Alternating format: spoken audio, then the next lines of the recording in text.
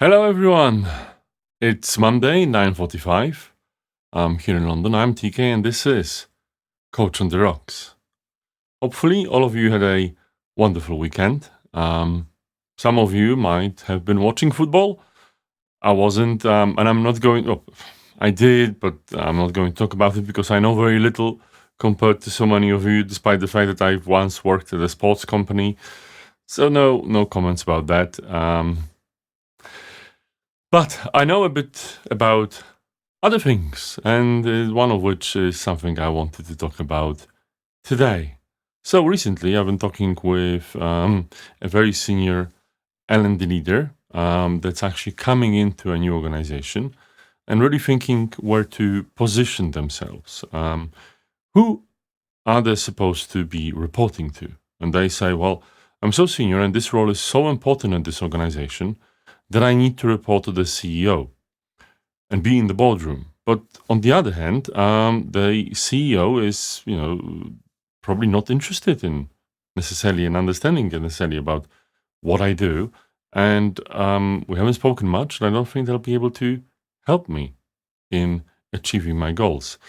And it started to become a really interesting conversation about status and how does reporting matter and what is it that you should be looking at when it comes to your reporting line, especially when you're a senior leader.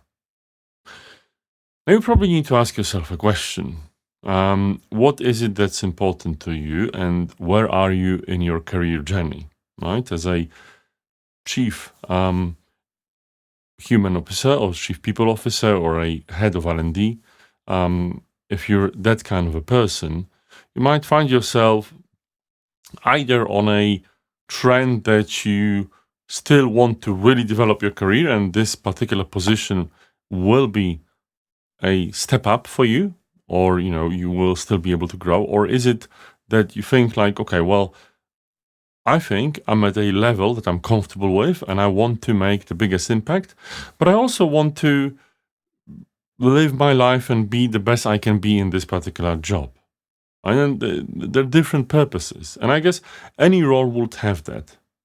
On one hand, you could go into a role and report really high, be really high in the organization structure, and derive a lot of status from it, privileges, and being able to, be well regarded in the organization and have a lot of influence based just on that. Or you might find yourself that you really want to achieve goals and be able to show something to actually make this particular role something that will be a great career highlight for your ongoing journey.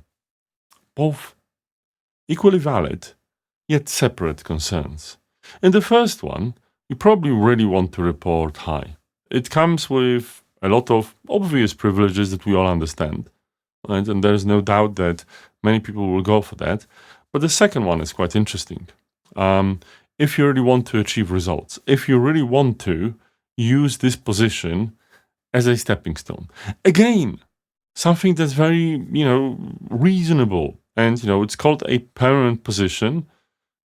But is anything really nowadays in 2024 and onwards? Hard to tell, but different things, different altogether. And I guess as a people person, as someone in the obviously people team, you want to reduce attrition, you want to reduce the churn, you will want to make sure that employees work for a longer time.